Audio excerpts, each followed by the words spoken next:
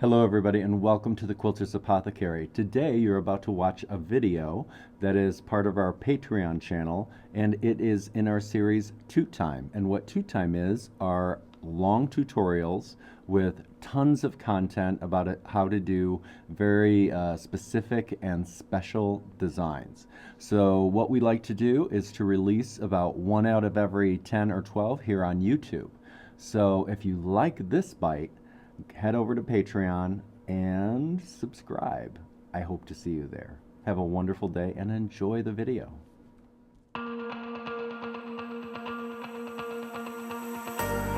Today we are doing a tutorial on my oldest filler design. Actually my second oldest. My oldest would be tutorial, but also will insert it for those of you that have asked, how do I do that fill?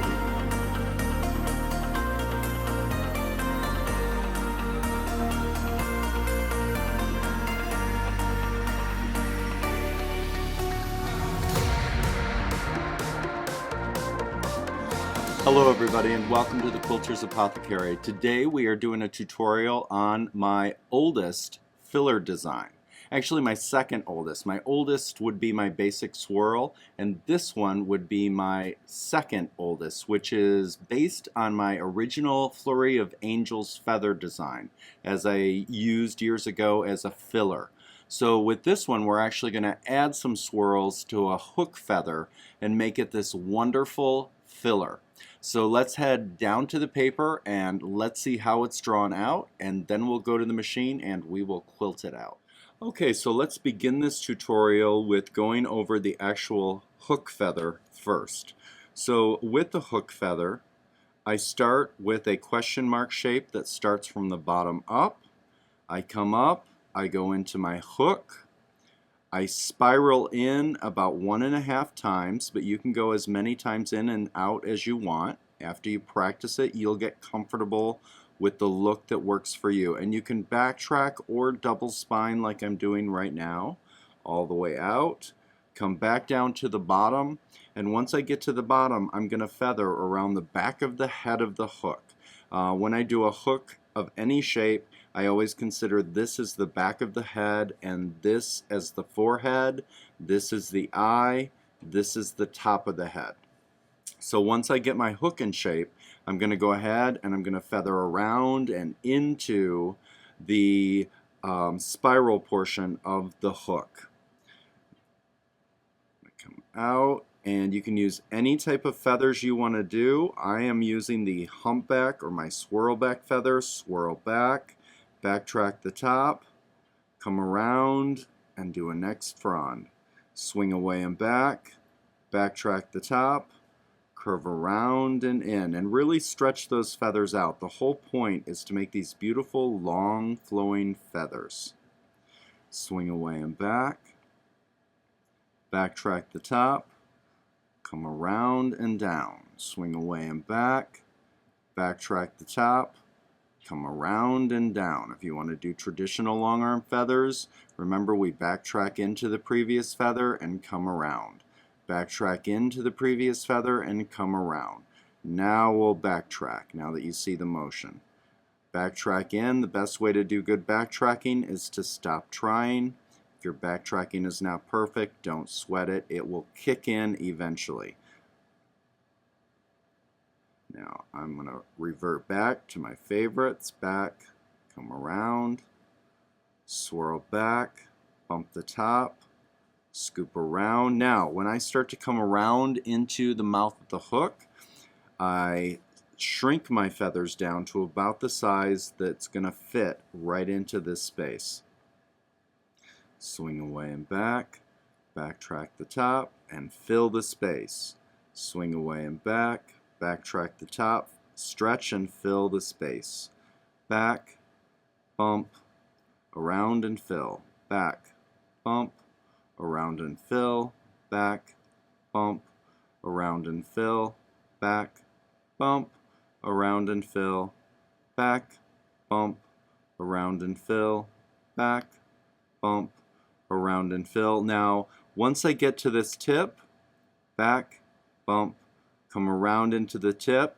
Then I go ahead and I fill in the rest of this with feathers. Now you could go ahead if you wanted to. If you don't like or it feels awkward, as it does for some people, to fill this in with feathers, you could, once you go into the tip, you could just do a little spiral and then backtrack your way out.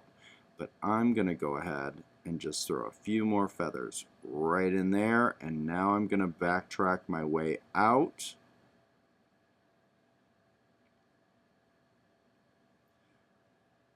And down. I'm going to throw a few feathers right here to close this up. Back, bump, frond, back, bump, frond. Just like that. And now you've done your first hook feather. Now what you're going to do is you're going to practice this over and over, of course, going right back and swinging to the left. Right back, swinging to the left. Once you finish practicing this, until that feels comfortable, then you're going to go ahead and you're going to swing it to the left. And you're going to practice it that way. So you'll swing it to the left, backtrack or double spine, whatever works for you, and then do your feathers, because you need to be able to do this in all four directions: north, south, east, and west. Once you practice this a bunch and that feels comfortable, then you're going to do it upside down. So you would practice that hook upside down, going off to the left, backtrack, come out, back, bump, frond. And once you practice that and get comfortable that way, then you're going to practice it swinging around and to the right, counterclockwise. And so again, you want to practice all four directions. So the original, which is this way, and then you're going to practice it the opposite way, and then you're going to practice it upside down, and upside down facing the right. And then that way you're going to be comfortable once you take this to the quilt to use the feather in all different directions, because you don't want this feather going off in one direction only. It's going to look odd. Okay, so now what we're going to do is we're going to take that and we're going to turn it into a filler. So I usually will start up in my upper left corner of my quilt, or for you on your paper, I go into my hook, spiral, backtrack or double spine, or a little bit of both, whatever you're doing that day is going to work fine. Feather, and remember, really stretch those feathers out. Stretch, stretch to fill. And it just looks more elegant. Come around. And the size that you see me practicing here on paper is actually the size of the feathers that I usually suggest people practice, because then when they get comfortable with the feathers, they can practice it a bit larger. And you're automatically going to go a little larger once you get to the machine anyways. Back, bump, frond, back, bump, filler up, frond, filler up, stretch, bump, frond, stretch, bump, frond, stretch, bump, frond, stretch. Almost gives it that conch shell shape.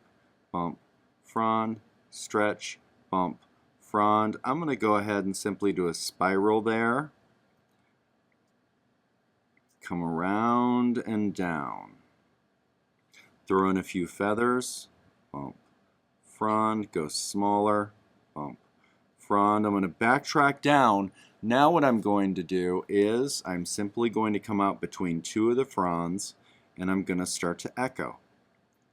And when I echo a lot. I fill her up with echo. Echo, echo, echo, echo, echo. Actually, when I'm doing this as a filler, it is mostly echo. And that's going to fill up that space. It's also going to pop out and almost faux trapunto all of those beautiful hook feathers that you've done. Come around the side. Come around. If you want to, you can go ahead, throw in a swirl, echo, and then echo that into your feather and your overall design. And that's going to give it some really wonderful movement.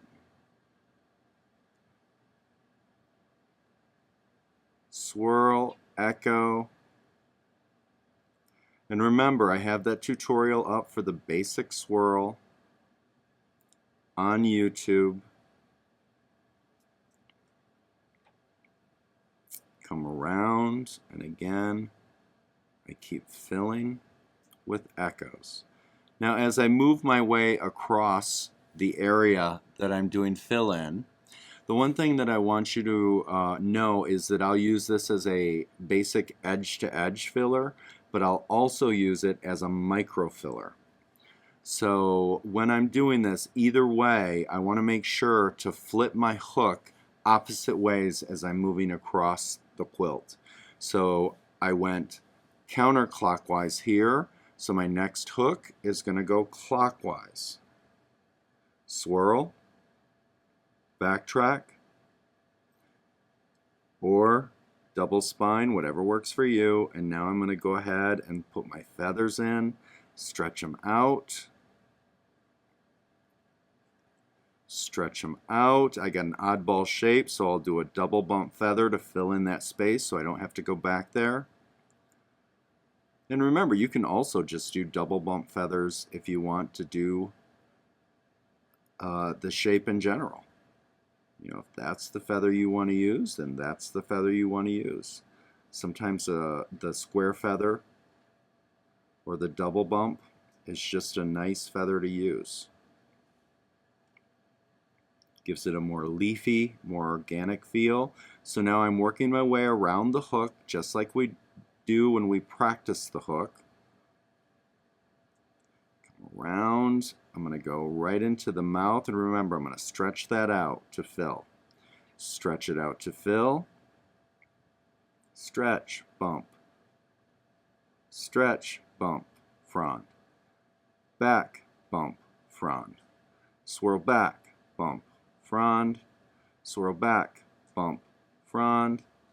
Back, bump, hook. I'm going to throw in a spiral rather than filling feathers into there, if that's what makes it more comfortable for you. Some people prefer the spiral rather than putting feathers in there. I'm going to come back down here. Now I'm going to fill that in with more fronds as I work my way up. Back, bump, frond. Back, bump, frond.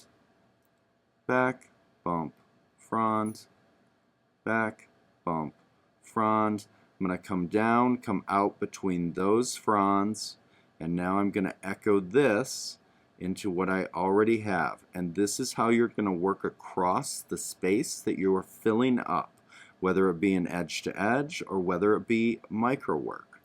I always suggest practicing this as an edge to edge first, and then once that gets comfortable, then you're going to go ahead and use it as a micro fill.